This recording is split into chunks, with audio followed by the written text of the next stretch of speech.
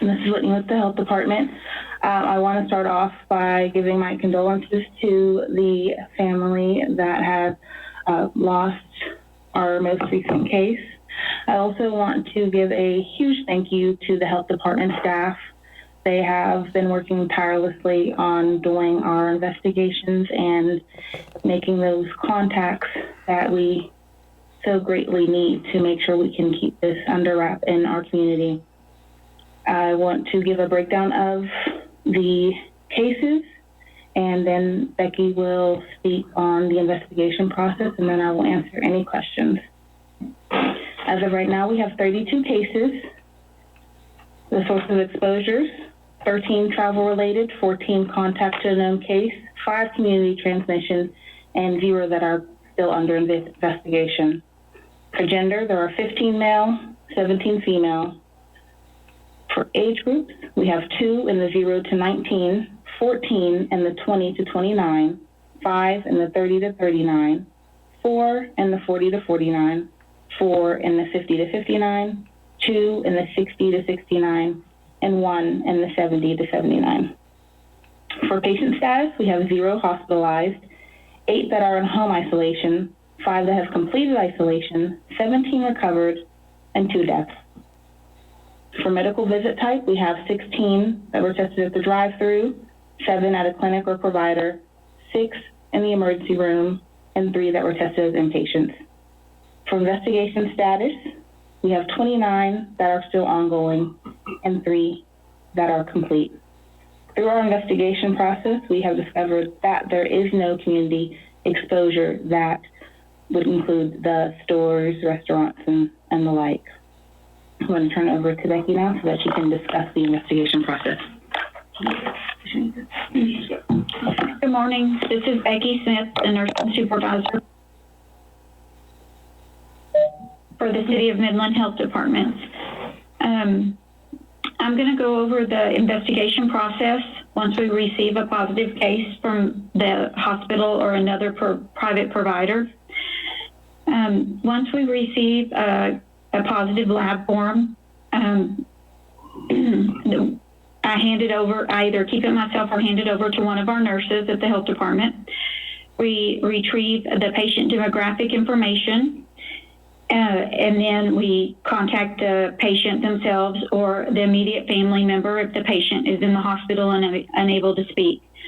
We start off by symptom onset and the actual symptoms themselves, which are the main symptoms that we know of: fever, cough, sore throat, shortness of breath, as well as any additional signs and symptoms that we've since learned, the loss of taste and smell, abdominal symptoms, etc.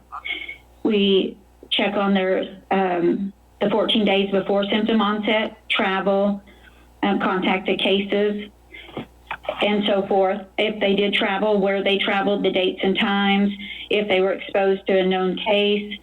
Our next information is if they're a healthcare worker, and if they've been in a healthcare facility as a patient, a visitor, and so forth.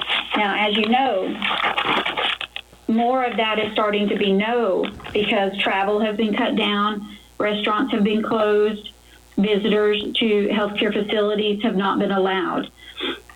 And providing care for a COVID-19 patient has been cut down, because when we do have a patient that is at home, they're being asked to isolate even from family members.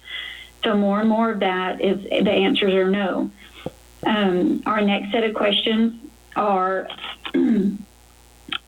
where the lab was done and results of other testing, for example, flu, RSV, pneumonia, X-ray results, and so forth. And then our next set are contacts since symptoms have begun. And each set of contact, each contact to a case, there's 5 pages of questions we ask for that one contact. We contact each individual and find what they do. Depending on the level of contact, we ask them to quarantine at home for 14 days or until the case themselves has no longer been, that no longer has symptoms, in 14 days from that point. If they're a household contact, that they stay home 14 days after the patient is no longer symptomatic. If they're not at household contact, it is different. We ask each one to monitor their temperatures twice a day and their symptoms. Some report back to the health department, for example, the household contacts, and some just keep a log for themselves. We follow these contacts and the patient until all of the contacts are completed. We contact them every 2 to 4 days, depending on if the patient is hospitalized, depending on the contacts and so forth. If any of the contacts develop symptoms, we help arrange an appointment to be tested either through the drive-through or their private provider, if that provider is testing. And then we go with that case, we start with their contacts. And each case, each investigation can turn into a cluster if there's more than one case associated with it, or each case can be an individual case with itself, and there's no more contacts that become symptomatic.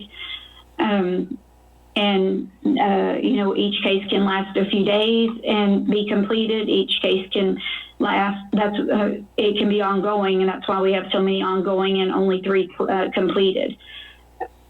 And that's our process of investigations. Whitney? Any questions? I have a question from MRT. They said the number of people that went from home isolation to recovered or completed isolation rose dramatically, more than 50% over the weekend. How does that happen? Can you please repeat the question? The number of people that went from home isolation to recovered or completed isolation rose dramatically by more than 50% over the weekend. How does that happen? It happens to, the completed isolation has to do with when the symptoms stop, and then you go out 3 days from there for an actual patient. And so that it all has to do with time and when symptoms end. So that is how it is figured when they complete isolation. Now, the recovered status is, like I explained one day last week, it's a new category, and it has to do, it doesn't have to do with when isolation ends. It has to do with when a patient feels like they can return completely before COVID back to their normal daily activities, example, work, daycare, and so forth. So our patient, our first set of patients are starting to get better, going back to work. Isolation, of course, is over, and then, they're going back to work and are recovered, or they're back to their normal daily activities.